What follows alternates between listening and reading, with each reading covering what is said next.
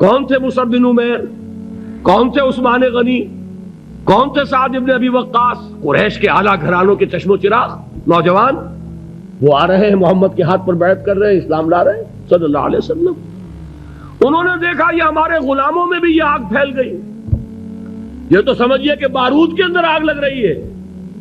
یہ ابھی تک تو قانے تھے جو ظلم ہم کر رہے تھے اس پر، لیکن ان کے اندر اگر یہ ایمان اور اسلام کی دعوت اور تحریک ان میں پھیل گئی تو ہمارا اقتدار اور ہمارا یہ پورا نظام جو ہے یہ چوپٹ ہو جائے گا۔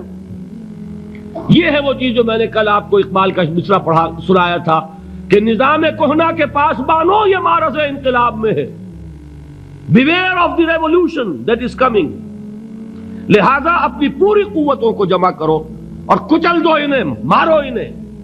یہ کام شروع ہوا ہے سن 5 سے، بلکہ 4 کہنا چاہیے، 4 سے لے کر 12 تک 8 برس اس کو کہتے ہیں پرسیکیوشن، فزیکل پرسیکیوشن، تشدد، مار پیٹ، جلانا، دہتے ہوئے انگاروں پر لٹانا، فاقے رکھنا، بھوکے رکھنا، ان کو ڈال دی گئی زنجیریں، گھروں میں بند کر دیا گیا نوجوانوں کو۔ حضرت عثمان کو چچا نے ان کے ایک چٹائی کے اندر لپیٹا اور دھونی دے دی، دم گھٹ رہا ہے، جان نکل رہی ہے۔ حضرت مصعب بن عمیر رضی اللہ تعالی عنہ، وہ نوجوان 200 درہم کا جوڑا ان کا سل کر آتا تھا شام سے تیار ہو کر، لباس معطر ہوتا تھا، جدھر سے نکل گیا پوری گلی جو ہے وہ معطر ہو گئی، انگلیاں اٹھ رہی ہیں، وہ جا رہا ہے مصعب، یہ خوشبو اس کی ہے۔ اس مصعب کے ساتھ کیا سلوک کیا؟ باپ تو مر چکا تھا، ماں نے پالا تھا، دولت بہت چھوڑ کر گیا تھا باپ، لہذا ماں نے بڑے ناز و نام میں پالا، بڑے لاڈ پیار میں، 200 درہم کا جوڑا تیار ہو رہا ہے۔ لیکن یہ کہ آپ کو معلوم ہے عرب کے اس معاشرے میں عورت کی کوئی حیثیت نہیں تھی، ماں کا اختیار نہیں تھا، چچا تھا اب سربراہ خاندان کا۔ چچا نے کہا مصعب اگر تم نے اپنے باپ کا دین چھوڑ دیا ہے تو باپ کی دولت پر بھی تمہارا کوئی حق نہیں ہے، نکل جاؤ گھر سے۔ اس نے یہ سوچا تھا کہ مصعب کے ہوش ٹھکانے آ جائیں گے، دن میں تارے نظر آ جائیں گے، ناز و نام میں پلا ہوا گھر سے نکل کے جائے گا کہاں، یہ سارا نشہ جو ہے توحید کا یہ ہرن ہو جائے گا۔ حضرت مصعب کا جواب بالکل برعکس تھا، اچھا ٹھیک ہے چچا جان میں گھر چھوڑتا ہوں۔ وہی بات جو کبھی کہی تھی ابراہیم نے، باپ نے کیا کہا تھا؟ واجرنی ملیہ، جاؤ چلے جاؤ، دفع ہو جاؤ میری نگاہوں سے۔ حضرت ابراہیم نے کیا جواب دیا تھا؟ سلام علیک ساستغفر لک ربی انہ کان بی حفیہ۔ اچھا باجان آپ کا حکم یہی ہے تو میں چلتا ہوں، آپ پر سلامتی ہو، میرا رب مجھ پر بڑا مہربان ہے، میں اس سے آپ کے لیے استغفار کروں گا۔ جلدی یہی جو ہے حضرت ابراہیمی کی نسل ہے نا قریش۔ آج ابراہیم کے ایک بیٹے کے ساتھ وہی معاملہ ہو رہا ہے مصعب کے ساتھ، اور مصعب چلنے کے لیے تیار ہو گئے۔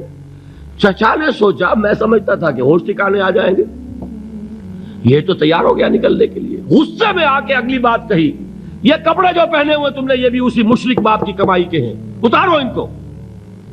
وہی کپڑے اتارے، مادر زاد برہنہ گھر سے نکالے گئے۔ ماں کے پاس پہنچے، ماں نے آنکھوں پر ہاتھ رکھے، مصعب کیا ہوا؟ کہ ماں سے کہتے ہیں کہ ماں میں موحد ہو گیا ہوں، اور وہاں سے گئے پھر حضور کی خدمت میں کپڑے کہیں سے مانگے ہوں گے۔ یہ مصعب ہیں 200 درہم کا جوڑا پہننے والے۔ جب حضور پر مدینے کے 12 افراد ایمان لائے تھے، بیعت عقبہ اولیٰ ہوئی، انہوں نے کہا کہ حضور ہمیں کوئی شخص اپنا ایسا شاگرد دیجئے جو ہمیں قرآن پڑھا سکے۔ حضور نے حکم دیا مصعب جاؤ، اب مدینے جاؤ، یثرب جاؤ، یثرب والوں کو قرآن پڑھاؤ، انہیں تبلیغ کرو۔